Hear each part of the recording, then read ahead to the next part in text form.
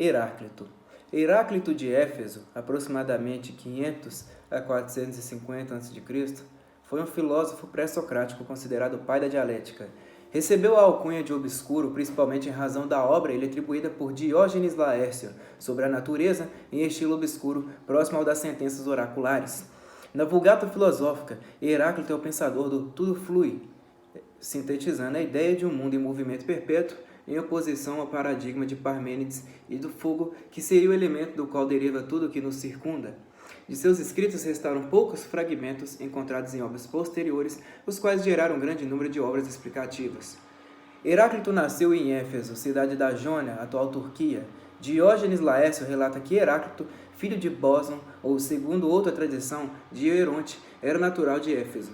Tinha aproximadamente 40 anos por ocasião da Olimpíada que aconteceu em 504 a 501 a.C. Era um homem de sentimentos elevados, orgulhoso e cheio de desprezo pelos outros. Por seu desprendimento em relação ao poder e pelo desprezo que dedicava aos bens materiais, Heráclito não era simpático aos efésios, que eram exatamente o seu oposto.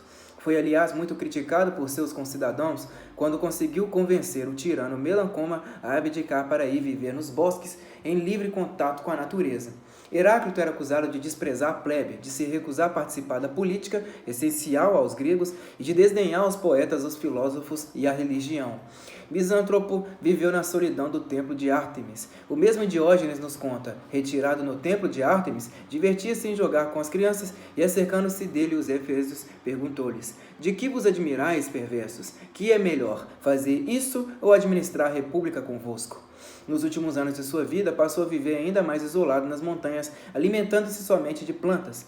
Quando adoeceu, atacado por uma hidropsia, Heráclito foi obrigado a voltar à cidade. Aos médicos, cujo conhecimento ridicularizava, perguntou se seriam capazes de transformar uma inundação em seca, aludindo à sua doença. Os médicos não entenderam e acabaram sendo expulsos por Heráclito. O filósofo resolveu então recorrer a um curandeiro, que lhe aconselhou imergir-se no estrume, pois o calor faria evaporar a água em excesso que havia em seu corpo.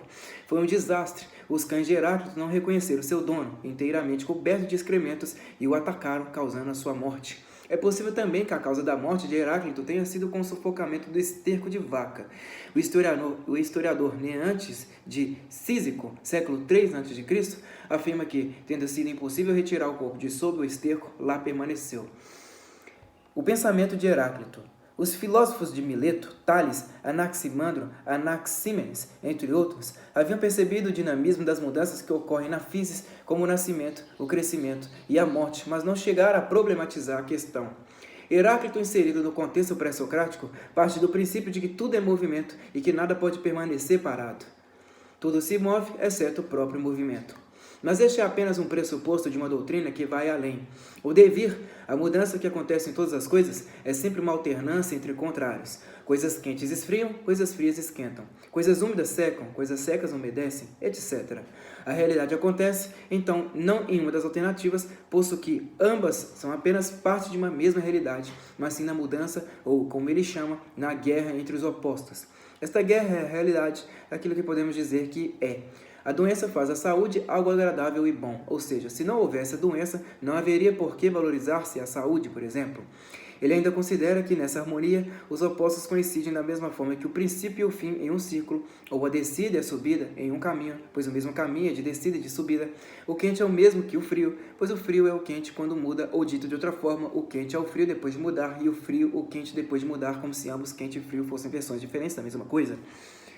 Pantarrei, os potamos, do grego, aí mesmo nome aqui, traduzido como todo flui como um rio, é o célebre aforisma, no qual a tradição filosófica subsequente identificou sinteticamente o pensamento de Heráclito com o tema do devir, em contraposição à filosofia do ser próprio de Parmênides. Mas na realidade, o famoso mote Pantarrei não é atestado nos fragmentos conhecidos da obra de Heráclito e pode ser atribuído ao seu discípulo Crátilo, que desenvolveu o pensamento do mestre, radicalizando-o. A fórmula léxica Pantarrei será cunhada e utilizada pela primeira vez somente por Simplício, em seu comentário 13:11. A expressão deriva de um fragmento do Tratado sobre a Natureza. Não se pode percorrer duas vezes o mesmo rio e não se pode tocar duas vezes uma substância mortal no mesmo estado. Por causa da impetuosidade e da velocidade da mutação, essa se dispersa e se recolhe, vem e vai. Tudo é considerado como um grande fluxo perene no qual nada permanece a mesma coisa, pois tudo se transforma e está em contínua mutação. Por isso, Heráclito identifica a forma do ser no devir, pelo qual todas as coisas são sujeitas ao tempo e à sua relativa transformação. Heráclito sustenta que só a mudança e movimento são reais e que a identidade das coisas iguais a si mesmas é ilusória. Para Heráclito, tudo flui, Panta-rei. O Panta-rei é uma consequência de polemos, guerra, conflito, que reina sobre tudo. Em consequência, Heráclito de Éfeso não é o filósofo do tudo flui, mas do tudo flui enquanto resulta da tensão contínua dos opostos em luta. A doutrina dos contrários. A doutrina da unidade dos contrários é talvez o aspecto mais original do pensamento filosófico de Heráclito. A lei secreta do mundo reside na relação de interdependência entre dois conceitos opostos em luta permanente, mas ao mesmo tempo, um não pode existir sem o outro. Nada existiria se não existisse ao mesmo tempo o seu oposto. Assim, por exemplo, uma subida pode ser pensada como uma descida, por quem está na parte de cima. Entre os contrários se cria uma espécie de luta constitutiva do logos indiviso. Nessa dualidade, que na superfície é uma guerra, polemos, mas no fundo é a harmonia entre os contrários, Heráclito viu aquilo que definia como o logos, a lei universal da natureza. E é a própria doutrina dos contrários que faz de Heráclito o fundador de uma lógica antidialética, fundada na lei estética do devir da realidade. Antidialética porque tese e antítese, ser e não ser, são uma síntese contraditória e permanente na realidade, que só assim pode vir a ser através dos seus dois aspectos existenciais. No mesmo rio, entramos e não entramos, somos e não somos. Oposta à lógica aristotélica, porque oposta ao seu princípio de não contradição e do terceiro excluído. A teoria de Heráclito é alternativa à ontologia de Parmênides, o filósofo da unidade e da identidade do ser, que ensina que a contínua mudança a principal característica do não ser. A partir de seus pressupostos, Panta-rei e a guerra entre os contrários, Heráclito definiu uma arque, um princípio que está em todas as coisas desde a sua origem, o fogo. Para ele, todas as coisas são uma troca do fogo, e o fogo uma troca de todas as coisas, assim como o ouro é uma troca de todas as mercadorias, e todas as mercadorias são uma troca do ouro. Ou seja, todas as coisas transformam-se em fogo, e o fogo transforma-se em todas as coisas. É o primeiro pensador a discutir questões relativas ao ser, e a partir do seu poema intitulado Sobre a Natureza, ele nos traz as possibilidades de conhecê-lo, tendo em relação a ele um conhecimento verdadeiro e universal. E para chegarmos a este conhecimento, torna-se necessário o desvencilhamento dos sentidos, pois o verdadeiro não pode ser percebido pelo nosso campo sensorial, e sim pensado e inteligido por nossa razão. A cosmologia de Heráclito. Segundo Heráclito, o fogo é, pois, o elemento primordial de todas as coisas. Tudo se origina por rarefação e tudo flui como um rio. O cosmos é um só e nasce do fogo e, de novo, é pelo fogo consumido em períodos determinados em ciclos que se repetem pela eternidade.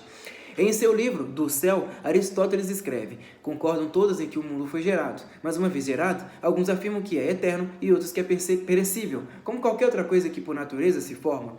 Outros ainda que, destruindo-se alternadamente, é ora sim, ora de outro modo, como Empédocles e Heráclito de Éfeso. Também Heráclito assevera que o universo ora se incendeia, ora de novo se compõe do fogo, segundo determinados períodos de tempo na passagem que diz acendendo-se em medidas e apagando-se em medidas. Para Heráclito, o fogo, quando condensado, se umidifica e com mais consistência torna-se água, e esta solidificando-se, transforma-se em terra, e a partir daí nascem todas as coisas do mundo. Este é o caminho que Heráclito define como sendo para baixo. Derretendo-se a terra, obtém-se a água. A água transforma-se em vapor, tal como vemos na evaporação do mar. E refazendo-se, o vapor transforma-se novamente em fogo, e este é o caminho para cima. Nosso mundo é cercado pelos astros, sol, lua e estrelas. Esses nada mais são do que barcos cujas concavidades estão voltados para nós, e que carregam dentro de si chamas brilhantes. A mais brilhante para nós é a chama do sol, e também a mais quente. Os demais astros distam mais da Terra, e é por isso que seu brilho é menos vivo e menos quente. Mas a lua, que está bem próxima da Terra, não é por isso, mas por não se encontrar no espaço puro, a escuridão. O Sol, entretanto, está em região clara e pura. Os eclipses do Sol e da Lua acontecem quando as concavidades dos barcos se voltam para cima, e as fases da Lua ocorrem quando o barco que a encerra se volta aos poucos em nossa direção. Dia e noite, meses e estações, chuvas, ventos e demais fenômenos são consequências de diferentes evaporações, pois a brilhante evaporação, inflamando-se no círculo do Sol, produz o dia, e quando a contrária prevalece, produz a noite. E quando da evaporação brilhante nasce o calor, faz verão, mas quando da sombra o úmido prevalece, faz-se o inverno. O Deus e a alma. Dentro do pensamento de Heráclito, Deus não tinha a aparência de um homem nem de outro animal qualquer. Em seu pensamento, Deus não era um criador, nem onipotente. Heráclito limitava-se a identificá-lo com os opostos, os quais persistem apesar de suas mudanças e assim são capazes de compreender sua própria unidade. O Deus é dia, noite, inverno, verão, guerra, paz, saciedade e fome, mas se alterna como fogo, quando se mistura a incensos, e se denomina segundo o gosto de cada um. Nesse argumento, podemos ver que Heráclito considerava as diversas divindades da mitologia grega que eram adoradas pelos homens de seu tempo, como sendo apenas fogo misturado a diferentes tipos de incensos. E a alma consiste apenas de mais uma rarefação do fogo e sofre as mesmas mudanças que todas as outras coisas também experimentam. E a morte traz a completa extinção da alma. Para almas é morte tornar-se água, e para a água é morte tornar-se terra. E de terra nasce água, e de água, alma. Novamente aqui, nesse raciocínio, vemos Heráclito descrever seus caminhos para baixo e para cima. Artigo número 2. Heráclito, conhecido como Obscuro, foi um pensador e filósofo pré-socrático considerado o pai da dialética. Heráclito de Éfeso nasceu na cidade de Éfeso por volta de 540 a.C., antiga colônia grega, região da Jônia, na Ásia Menor, atual Turquia. Filho de nobres, pertencia à família real da cidade. Personalidade forte, Heráclito não apreciava a vida pública e se afastou de temas como arte e religião. Diante disso, passou grande parte da sua vida introspectivo, com seu jeito orgulhoso e esnobe, sendo muito criticado pelo seu povo. Com isso, passa a viver nas montanhas, afastado de todos e aperfeiçoando suas teorias. Filosofia de Heráclito. Como Tales de Mileto, Heráclito acreditava no princípio único abalizado na filosofia unitarista, cujo princípio estava fundamentado na unidade elementar e, no caso de Heráclito, o elemento fogo. Segundo ele, tudo provém do um e o um provém do todo. O filósofo baseava suas ideias na lei fundamental da natureza, de modo que, segundo ele, tudo flui e nada é permanente, exceto a mudança. A partir disso, acreditava que tudo o que existe está em permanente mudança ou transformação, conceito denominado devir, tornar-se, do vir a ser, sujeitas aos logos, razão ou lei. Tendo em vista seus conceitos, foi o criador do pensamento dialético, a doutrina dos contrários, onde das contradições surge a unidade dialética. Em resumo, a dialética propõe a busca da verdade através da relação entre dois conceitos opostos numa relação de interdependência. Por exemplo, a escuridão somente existe pois o conceito de luz é seu oposto, onde um não existe sem o outro. Assim, Heráclito, pai da dialética, afirma que todas as coisas por meio da dualidade, cujo logos é sua resultante, ou seja, o conhecimento nascido desse embate.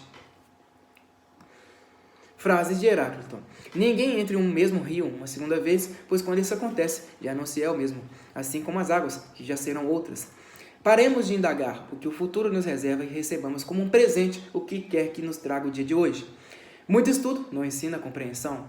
A sabedoria é a meta da alma humana, mas a pessoa, à medida que em seus conhecimentos avança, vê o horizonte do desconhecido cada vez mais longe. A guerra é mãe e rainha de todas as coisas. Alguns transformam em deuses, outros em homens. De alguns faz escravos, de outros homens livres. Sabedoria consiste em falar e agir da verdade. Aprendizagem muito não ensina a compreensão. Todas as coisas vêm ao seu tempo devido. O sol é novo a cada dia.